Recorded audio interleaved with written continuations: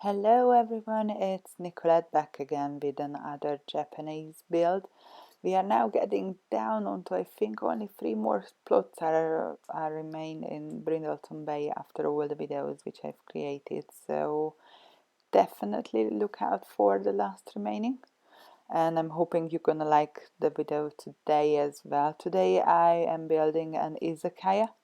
That's a more or less traditional Japanese bar. However, it comes in different shapes and forms. So I went with one form which I quite liked. But I'm going to tell you a little bit more about the pub. But I wanted to ask, if you do enjoy this video, please hit the like button next to, like, below the video. And if you do enjoy the rest of my videos, or if you want to stick around and watch my buildings in a future, some gameplay, then hit the subscribe button as well. It would mean the world for me, because then I know there is a point why, or there is like some interest in my videos. So please hit these 2 buttons, and then let's get into the video today. So izakaya is the Japanese bar, just how I mentioned before. They are all around Japan, but again, because I already built one of Shinjuku area food deli, now I've remained with the traditional look of izakayas. They came in, like, they come in different shapes and forms. That's gonna be a rather traditional one. Again, I've upscaled a little bit the size because of the same possibilities, so I had to build it a little bit bigger than how it would be in the real life. But I'm hoping still it will give that really traditional Japanese feel for you. So izakaya is they started to operate after the Second World War, and as far as I've learned it, they started to operate in areas where there were previously markets and shops, but they've ceased their operation after the World War. And then literally when Japan tried to rebuild themselves, then these areas started to sell groceries first, and then they went on to these type of pubs, which is not just a pub. However, in this building you're gonna see that I kept it as a pub only, but they do serve meat skewers, and even the more modern ones, they do have a huge amount of food selection. Even the traditional ones now, they tend to offer like lots of different foods. In my build there is no kitchen involved. I thought it is just easier to keep it as a pub, but I should have actually placed a grill at least in. But how Sims is working, they wouldn't use it as I want it. But it could be that before I will upload this build onto the gallery, I might add a grill as well. So on the build, as you can see, that I've just went with a simple shape. I was trying to get the whole build into the area. It is the dock area, the marine area of Brindleton Bay. And then I've just started to shape the front part of the shop, which has a little window area. Now in the traditional izakayas, you would see that they are actually grilling the meats at that window area. Now in this case we don't have it, but yeah. And then the doors are usually hidden. As far as I've seen all the videos and all the films that I've watched from Japan, they tend to hide all the doors behind flags. I'm not quite sure why they do it, but I'm gonna look it up. Why is it? But I've added some flags as well and hid the door behind them. And I've added some like traditional, those are rather Chinese lights, but in the Shinjuku area they tend to use these, so I've added. Now in about the inner of the this izakaya, sorry, They come, usually traditionally, they come with a U-shaped pub area or a U-shaped desk area. It actually includes, like in the middle of the U shape, the waitresses will walk in and they're gonna serve the customers, and all the customers can sit around. So you're gonna see, like, first I've done the bathroom quickly, but you're gonna see that I'm gonna build this U shape around.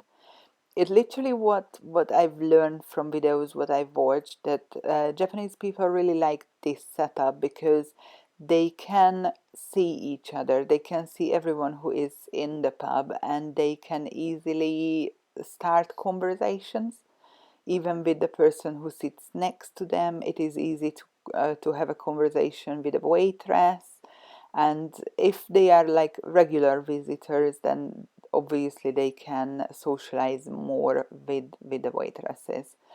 Now, table wise, usually, I'm going with the floor sitting tables, but this time, because I've already learned that these functional places don't really like the CC tables, so I've just sticked with the standard tables.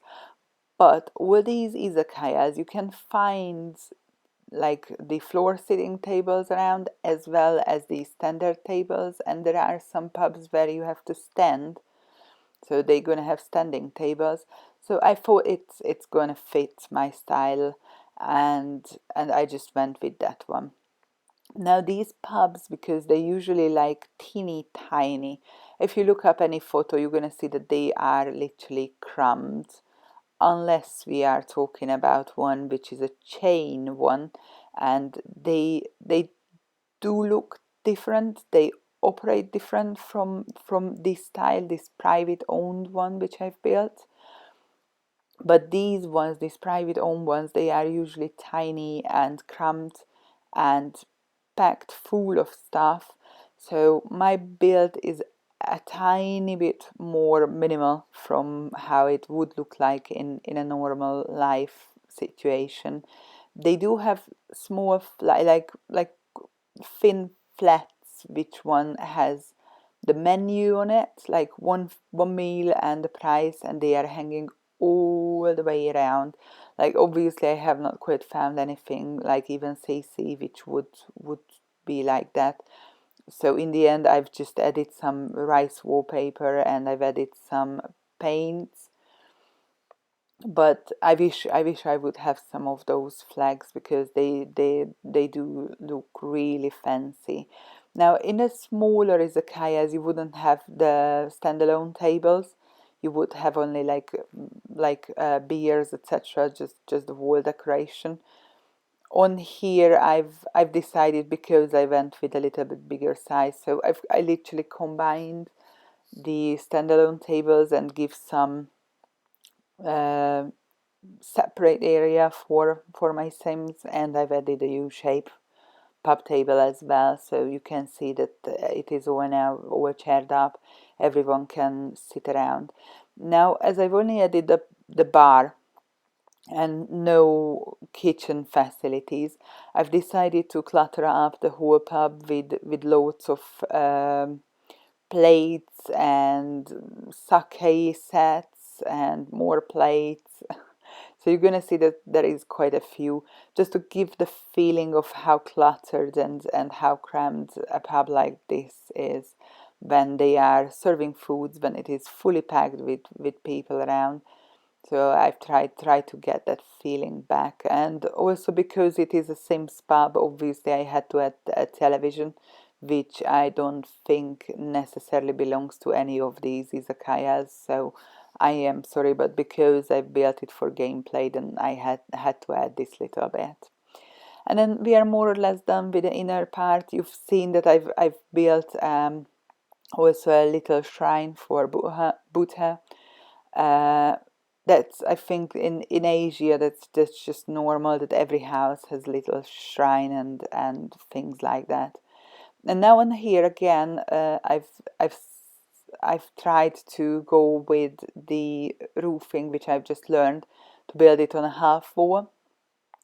I had a bit of struggle because the plot like I have not had a lot of space to add the additional room and then move the roof on. But literally I figured out that even if you pull the wall flat and just pull it away from the roof, then you will be able to move the roof on to the half wall. And this time I've decided, as if you've seen my previous video where I've used is it was uh, the townhouses which I've built, and I have struggled a lot with these half roofs because they will keep disappearing. So I think now it was a better choice to place it as a last step. And now welcome on to the walkthrough. I'm hoping that you like this video, and please hit like and subscribe, and I'm looking forward to have you back next week, Monday at 6 p.m. Have a lovely week. Bye!